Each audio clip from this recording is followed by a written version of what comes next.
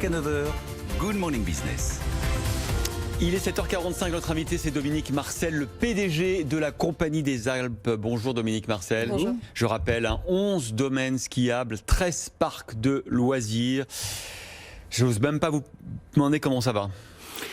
Écoutez, on essaie de faire aller, comme on dit. On est dans une situation très difficile, d'anxiété et en même temps, j'espère, d'espoir. Oui, parce que le Premier ministre n'a pas complètement Voilà, il fermé n'a la pas porte. complètement. Moi, ce que j'ai noté avec satisfaction hier, c'est qu'il a dit, d'abord, c'est vital d'ouvrir en Il a dit février. que pour vous, il a c'était- l'expression que c'est il vital. expressément Donc, dit, ouais. vital, c'est quand même important. Et il a dit c'est très important que nous ayons de la visibilité. Parce qu'évidemment, il faut qu'on se prépare, il faut que les clients puissent venir, qu'ils puissent réserver. Alors, qu'est-ce qu'on on assiste à quoi aujourd'hui ? Eh ben, nos réservations, qui étaient déjà plus faibles, chaque semaine, diminuent Oui, bien sûr. très régulièrement. Mais Dominique Marcel, écoutez, dans les stations de ski, les restaurants sont fermés, il n'y a pas de discothèque.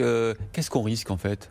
Ben, je suis bien d'accord avec vous. Je ne vois pas ce qu'on risque de plus, et même peut-être, je pense, moins, que dans des grandes villes, dans des centres commerciaux, dans le métro, sur les grands boulevards, où il y a quand même beaucoup de monde, alors qu'on est dans des espaces ouverts, comme vous l'avez souligné justement, hélas d'ailleurs, mais probablement pas de restaurants, de cafés, de discothèques, qui sont souvent considérés comme on fait la fête dans les stations. c'est vrai, d'ailleurs. etc. Et d'autant plus qu'en février, là aussi, on n'est pas dans des mois comme janvier ou mars, mais si c'est février, je pense que maintenant, évidemment, ce ne sera plus que février, on ne l'ouvrira pas en janvier, ce qui est en tel très familial, et qui sera moins dense, hélas, là encore, que les autres années, puisque nous serons privés de beaucoup d'étrangers. Justement, pour les domaines skiables, les stations particulièrement, il faut que vous soyez prévenus combien de temps à l'avance pour remettre tout ça en état ? Alors techniquement, si vous voulez, nos équipes sont sur place. Mais il y a des saisonniers à engager, par exemple. Bien sûr, non mais il y a des saisonniers engagés, il y a des salariés permanents. Nous faisons le minimum pour évidemment entretenir les domaines, damer là où il faut, faire de la neige de culture quand il faut la faire. Donc à la limite quelques jours. Et puis on peut rouvrir progressivement. Le problème, c'est que d'abord il n'y a pas que les opérateurs de domaines skiables, il y a l'ensemble des acteurs concernés, les hébergeurs, et l'hébergement est absolument capital. Parce que c'est ce que je vous disais tout à l'heure, si les gens ont la perception qu'on ne va pas ouvrir, vous faites quand même des projets, vous ne faites pas des projets à 2 jours, à 3 jours, à 4 jours, il faut si vous avez des projets alternatifs, si vous ne pouvez pas aller pour les vacances, votre famille, vous essayez de voir dans quelle autre destination vous pouvez aller. Donc c'est ça qui nous préoccupe, c'est qu'il faut de la visibilité pour que les gens puissent réserver suffisamment à l'avance. Et ce qu'on observe aujourd'hui, c'est que quand il n'y a pas de visibilité, c'est l'inverse qui se produit, c'est les réservations qui chutent et qui vont chuter de plus en plus. C'est pour ça que nous disons il faut aller vite, il faut qu'on ait une décision rapidement. Alors, il y a quand même une bonne nouvelle, on en a parlé dans le début du journal, c'est ce nouveau dispositif pour le fonds de solidarité qui va vous être appliqué spécifiquement, vous, les secteurs qui êtes particulièrement pénalisés, c'est-à-dire le fonds de solidarité va permettre de couvrir jusqu'à 70% de vos coûts fixes. C'est ça. Alors, ça a été annoncé déjà dès Noël. On nous avait dit avant Noël parce que vous savez que nous avons beaucoup de coûts fixes. Évidemment, je parlais tout à l'heure de l'entretien, de la maintenance, de toutes nos fonctions support, des coûts marketing, de coûts de nos investissements. Bien sûr. Là, c'est 60. C'est des montants très importants. Donc, il est prévu de nous indemniser de 60% de nos coûts fixes et même davantage 70% en prenant en compte le coût de sécurisation de nos pistes et de la maintenance, qui est absolument nécessaire. Il faut notifier tout cela à Bruxelles. Cela a été fait par les pouvoirs publics. Nous avons travaillé d'ailleurs très bien avec les pouvoirs publics, avec le ministère des Finances, pour documenter, parce qu'il faut aussi documenter les coûts fixes, la réalité de ces coûts fixes. Je pense que là, nous avons bien travaillé.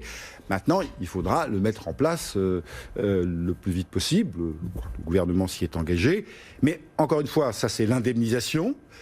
Mais nous, la logique d'indemnisation, c'est pas ce que nous souhaitons. Non. C'est pour le passé, ok, mais pour l'avenir, ce que nous voulons, c'est offrir un service, offrir tout ce que nous pouvons offrir à nos visiteurs. Je dis que c'est très important parce que vous voyez bien que si nous ne faisons pas le mois de février, c'est-à-dire les vacances d'hiver, c'est 40% voire davantage du chiffre d'affaires. On a déjà perdu 1,5 milliard du chiffre d'affaires. C'est ça. Oui, pour Donc les vacances de il est Noël. clair que si on n'ouvre pas en février, il faut regarder la réalité en face. La saison est terminée, la saison est finie. Des stations vont avoir de vrais problèmes d'existence. Hein.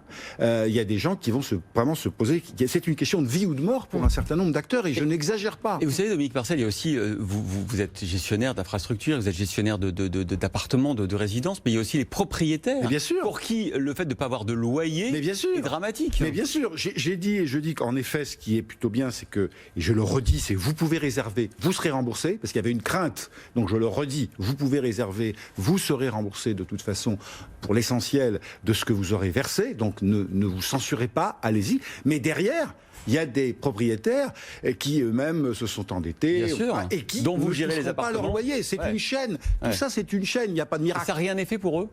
Il faudrait certainement, je pense qu'il faut aussi faire des choses, oui, bien évidemment, il faut s'en occuper. Mais pour l'instant, c'est pas le cas.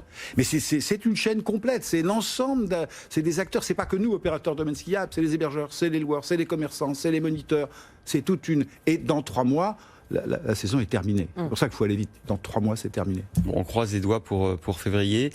Je reçois dans une demi-heure votre actionnaire, Éric Lombard, directeur général de la Caisse des dépôts. Un message pour lui ?